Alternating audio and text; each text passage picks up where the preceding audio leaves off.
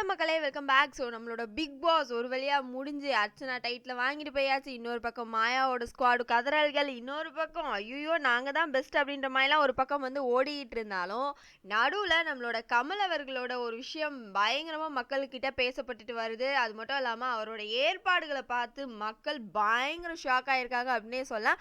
ஆமாங்க, இந்த ட்ராஃபி அப்படின்ற ஒரு விஷயங்கள்லாம் தாண்டி எல்லா கண்டஸ்டண்ட்டுமே, அது மட்டும் இல்லாமல் பிக் பாஸில் இந்த 100 நாட்கள் 106 நாட்கள் வந்து ஒர்க் பண்ணிட்டு இருந்த ஒவ்வொரு பேக் ஒர்க்கர்ஸ் அந்த கேமராக்கு பின்னாடி உட்கார்ந்துருந்து அவ்வளோ வேலைகள் செஞ்சுருப்பாங்க.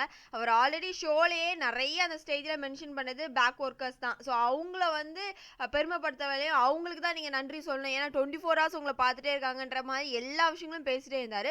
ஸோ அவங்களெல்லாம் ஹாப்பி பண்ணுற வகையில் நம்மளோட கமல் அவர்கள் வந்து ஒரு பெரிய லஞ்ச் ஒன்று அரேஞ்ச் பண்ணியிருக்காங்க நம்மளோட கண்டஸ்டன்ஸ்க்கு. ஸோ எல்லாமே சேர்ந்து ஒன்றா உட்காந்துருந்து அதில் வந்து சாப்பிட்ற மாதிரி அந்த ஒரு மெனு அப்படின்ற ஒரு விஷயங்களை நீங்கள் படிக்கிறக்கே 5 நிமிஷம் ஆகும் மக்களே. அவ்வளோ சாப்பாடு விஷயங்கள் இருக்குது. சாப்பாடில் கமல் அவர்கள் பஞ்சமே வைக்க மாட்டாங்க. அது பிக் பாஸ் வீட்டுக்குள்ளேயுமே நீங்கள் பார்த்துருப்பீங்க. ஒவ்வொரு கண்டஸ்டண்ட்டுக்குமே அனுப்பப்படுற சாப்பாடு ஒரு ஃபங்க்ஷன் அப்படின்னா கமல் அவர்கள் வீட்டிலேருந்து தான் சாப்பாடு செஞ்சு வரும் அப்படின்றது.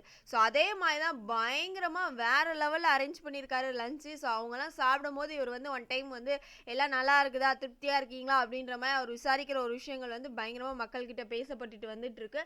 ஸோ உண்மையாகவே இவங்களோட இந்த பயங்கரமான ஒரு லஞ்ச் மூமெண்ட்டை பார்த்து மக்கள் பயங்கர வியக்கக்கூடிய ஒரு விஷயமா வந்து அது இருந்துட்டுருக்கு அப்படின்னே சொல்லலாம். ஸோ இன்னும் பல அப்டேட்ஸ் இருக்குது. நம்மளோட கண்டஸ்டன்ஸ் மாயா ஸ்குவாட் அப்படின்ற மாதிரி நிறைய விஷயங்கள் வெளியே போனதுக்கப்புறமும் இன்னமும் அந்த வெஞ்சன்ஸை கண்டினியூ பண்ணிட்டு இருக்காங்க அப்படின்றத நம்மளால் பார்க்க முடியுது. ஸோ பொறுத்திருந்து பார்க்கலாம் மக்களே என்ன நடக்குது அப்படின்னு சொல்லிட்டு. ஸோ நான் தொடர்ந்து அப்டேட்ஸ் கொடுத்துட்டே இருக்கிறேன். ஸோ கமல் அவர்களோட இந்த விருந்தோம்பல் பற்றி நீங்கள் என்ன நினைக்கிறீங்க அப்படின்றத மறக்காம கமெண்ட் பாக்ஸில் தெரிவிச்சிருங்க.